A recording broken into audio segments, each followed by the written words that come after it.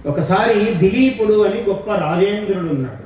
రఘువంశములో శ్రీరామచంద్రుని తాత ముత్తాత ఆయన దిలీపుడు. చాలా గొప్ప రాజు. దీపము వంటి పేరు దిలీప దిలీప ఇది రాజేంద్ర ఇందుహు క్షీరనిధావివ అన్నాడు కాళిదాసు వర్ణిస్తూ. పాలసముద్రములో చంద్రుడు పుట్టినట్లుగా ఆ కకుత్స వంశములో సూర్య వంశములో దిలీపుడు పుట్టాడయ్యా అన్నాడు. అంత గొప్పవాడు దిలీపుడు. ఆయన భార్య పేరు సుదక్షిణాదేవి. ఆయనకంత బ్రహ్మాండమైన రాజ్యము, మొత్తము సాగర మేఖలాన్వితమైన అంటే సముద్ర పర్యంతము ఉన్నటువంటి భూమికి చక్రవర్తి. రఘువంశ రాజులందరూ అట్లాంటి వాళ్లే. అంటే ఇప్పుడున్న సముద్రాలు ఇప్పుడున్నట్టుగా సముద్రాలు అప్పుడు లేవు. మొత్తము సముద్రం అంతా ఒకచోటే ఉంది, భూమి అంతా మధ్యలోనే ఉన్నది. అది ఎప్పుడు కృతయుగ కాలం. మీరు నెట్లో వెనక్కి వెళితే కొన్ని లక్షల సంవత్సరాలు వెనక్కి వెళ్ళి ఎంతవరకు దానికి శక్తి ఉంటుందో తెలియదు. వెళ్ళగలిగినంత వరకు వెళితే భూమి అంతా దగ్గరికి వస్తూ ఉంటుంది, నీళ్లు మధ్యలో సముద్రాలు లేకుండా. అలా ఉండేది ఒకనాడు భూమి. అటువంటి భూమిని పరిపాలించిన మహాత్ములు వాళ్ళు. ఏదో 5 ఏళ్ళు 10 ఏళ్ళు కాదు, వాళ్ళు ఉన్నంత కాలము వాళ్లే పరిపాలించి మళ్ళీ కుమారుడికి రాజ్యభారం అప్పచెప్పేవాళ్ళు. అంత ధర్మాత్ములు. తండ్రి రాజు కొడుకు రాజ్యం ఇచ్చాడనేది కాదు. తండ్రి ఎంత ధర్మాత్ముడో తాత అంత ధర్మాత్ముడు, తాత ఎంత ధర్మాత్ముడో మనవడు కొడుకు అంత ధర్మాత్ముడు. అట్లా ఉండేవాళ్ళు వాళ్ళు.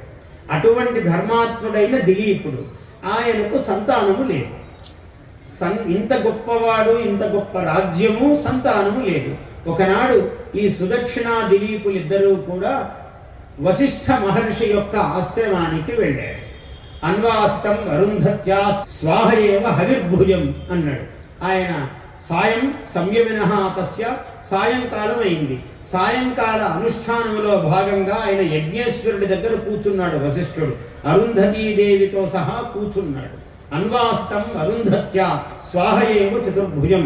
స్వాహాదేవితో యజ్ఞేశ్వరుడు అగ్నిదేవుడు ఎలా ప్రకాశిస్తున్నాడో అరుంధతీదేవితో ఆ వశిష్ఠుడు అలా తేజస్సుతో ప్రకాశిస్తున్నాడు అన్నాడు.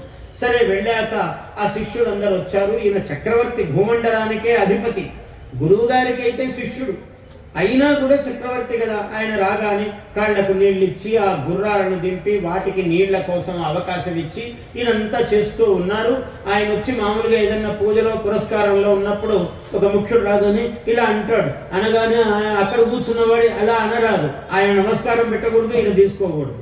యజ్ఞేశ్వరుడి ముందు ఉన్నవాడు, దేవాలయంలో ఉన్నవాడు, ఈ బహిర్భాగంలో ఉన్నాం పర్వాలేదు, కానీ దేవాలయంలో అమ్మవారి ఎదురుగా లేదా శివుడి ఎదురుగా, గణపతి ఎదురుగా, ఆంజనేయ స్వామికి ఎదురుగా ఎవరు ఇంకొకరికి నమస్కారం చేయకూడదు, ఎంత పెద్ద గురువు అయినా. అక్కడి నుంచి దాటి వచ్చాక ప్రాంగణము దాటాక చేయాలి. అంటే ఆ మండపము దాటి పక్కకు వచ్చాక చేయాలి. ఇది రహస్యం. అందుకని దిలీపుడు రాగానే ఇట్లా అనలేదు. ఆయన పాటికి ఆయన ఉన్నాడు, ఈయన పాటికి ఈయన యాగం చేస్తూ ఉన్నాడు. అంతా యాగము అయిపోయిన తర్వాత యజ్ఞానంతరము ఆయన ఆసనము దిగి ఇలా తిరిగి వచ్చి కూర్చున్నాడు. అప్పుడు ఆయన చక్రవర్తి అయినా కూడా అంతదాకా వేచి ఉన్నాడు. అప్పుడు ఆయన పాదాలకు నమస్కారం చేశాడు. నాయన, బాగున్నారా? కుటుంబము క్షేమమే కదా? అందరూ నీ పరివారము, రాజ్యము, ప్రజలు అందరూ సుఖంగా ఉన్నారు కదా అని కుశల ప్రశ్నలు వేశాడు. వేస్తే మీరు ఉండగా దైవీనాం మానుషీణాం చ ప్రతికర్తాత్వం ఆపదః అన్న. మాకు ఏ ఆపదలు రాజ్యంలో ఉన్నట్టుండి తుఫాన్లు రావచ్చు, ఉన్నట్టుండి ఇంకేమైనా ప్రమాదాలు జరగవచ్చు, ఏదైనా జల విప్లవము రావచ్చు, వర్షాలు అతిగా కురవచ్చు, అనావృష్టి రావచ్చు. వీటన్నిటికీ దైవికముగా లేదా మనుష్యులు చేసే తప్పుల వల్ల కలిగే ప్రమాదాలకు ఏమున్నా చూసుకోవడానికి మీరున్నారు కదా గురువు గారు, మాకేమి లోటు అన్నాడు. అంటే ఏ ప్రమాదం వచ్చినా దీనికి ఈ పని చేయనాయన, ఇప్పుడు ఇట్లా చేయనాయన అని సలహాలు శిష్యుల చేత చెప్పి పంపిస్తాడు. అంత గొప్ప గురువు ఆయన. అయితే ఇదిగో మీ కోడలి యందు ఒక్క సంతానము లేకపోవడం అన్నది మనస్సుకు కొంచెం క్లేశకరముగా ఉన్నది అన్నాడు. అంటే ఈ సుదక్షిణాదేవికి భార్య యందు సంతానము లేదు, ఈమె ముఖము చిన్నబుచ్చుకున్నది మీ కోడలు అన్నాడు. తవై తస్యాం వధ్వాం అన్నాడు. వధువు అంటే కోడలు. నీ కోడలి యందు స్వామి ఇలా చిన్న అసంతృప్తి ఉన్నది అన్నాడు. అనగానే ఒక క్షణం కళ్ళు మూసుకున్నాడు. ఏమి జరిగింది అని ఆలోచించాడు. ఎంత గొప్పవాడు ఈ రాజు అంటే, దేవలోకానికి సశరీరముగా స్వర్గానికి వెళ్ళేవాడు, ఇంద్రుడితో చర్చలు చేసి వచ్చేవాడు.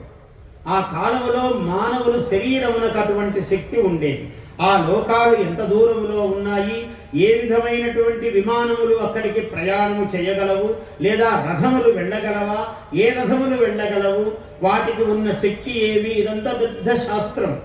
మన శాస్త్రాల్లో ఇవన్నీ సుస్పష్టంగా చెప్పారు. అలా ఆయన ఒకసారి దేవేంద్రుడితో చర్చలు చేసి తిరిగి వస్తున్నాడట. ఎందుకు ఈరోజు తొందరగా నేను ఇంటికి వెళ్ళాలి అనుకున్నాడు. ఎందుకు? ధర్మశాస్త్రం ఎంత గొప్పది అంటే, ఋతుస్నాతాం ఇమాం స్మరన్ అన్నాడు. కళ్ళు మూసుకొని మళ్ళీ తెరిచి చెప్పాడు, నాయనా నువ్వు ఒకరోజు దేవేంద్రుడి దగ్గరికి వెళ్ళి వస్తున్నావు, ఈ 5 రోజుల స్నానం అయ్యాక ఋతుస్నాత అయినటువంటి భార్య దగ్గర భర్త ఉండాలి, ఇది ధర్మం. అప్పుడు ఉండకపోతే ధర్మలోపం చేసినట్లు అవుతుంది. అప్పుడు భార్యతో భర్త ఉన్నట్లయితే ఉత్తమ సంతానము కలుగుతుంది అని ధర్మశాస్త్రం చెప్పారు. అందువల్ల ఆమె దగ్గర లేకపోతే ధర్మలోపం అవుతుంది కదా అని భయం చేత నువ్వు త్వరగా వస్తున్నావు రథములో, అప్పుడు ప్రదక్షిణ క్రియార్హాయాం తస్యాం త్వం సాధునాచరః అన్నాడు. ఎవరిని చూస్తే ఆగి ప్రదక్షిణం చేసి నమస్కారం చేసి ఆమెకు పూజ చేసి వెళ్ళారో అటువంటి ఒక కామధేనువు కల్పవృక్ష ఛాయలో పడుకుని నెమరు వేసుకుంటూ ఉందట. ఈమెను నీవు చూడలేదు నాయన, నీ ధర్మలోపం అవుతుందని నీవు తొందరపడి వస్తున్నావు కదా, ఉత్తమ సంతానము కలుగుతుందని వస్తున్నావు కదా, ఆ వచ్చే తొందరలో కల్పవృక్ష ఛాయలో కూర్చుని నెమరు వేసుకుంటూ ప్రశాంతమైన తపోమూర్తి అయి కూర్చున్నటువంటి కామధేనువుకు నీవు ప్రదక్షిణ నమస్కారం చెయ్యకుండా ఆమె వైపు చూడకుండా వచ్చేశావు. అప్పుడు ఒక ప్రమాదము జరిగినది. ఏమి జరిగింది? ఆమె అన్నదట, కామధేను ఇలా చూసి, నీవు దేనికోసం వెళుతున్నావో అది నీకు సిద్ధించదు పో అన్నది.